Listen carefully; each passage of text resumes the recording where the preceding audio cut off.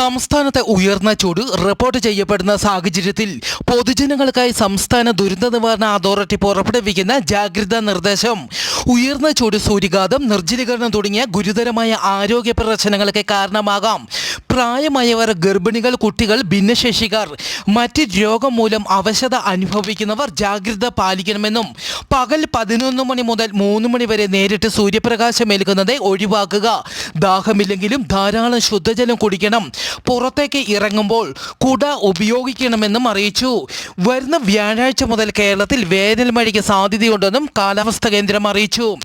കൊടുങ്കാറ്റ് വേഗത്തിൽ പുതിയ പകർച്ചവ്യാധി റഷ്യയിൽ പടരുന്നു. രാജ്യമെങ്ങാനും ഒരു പുതിയ നിഗൂഢ വൈറസ് വ്യാപിക്കുന്നതായി റഷ്യയിലെ മെഡിക്കൽ വിദഗ്ധർ പറയുന്നു. ഇത് സംബന്ധിച്ച് ആശങ്കകൾ വർദ്ധിച്ചു വരുമ്പോഴും അധികൃതർ മൗനം പാലിക്കുകയാണെന്നും മുൻകരുതൽ സ്വീകരിക്കുന്നില്ല എന്നും റിപ്പോർട്ടുകൾ.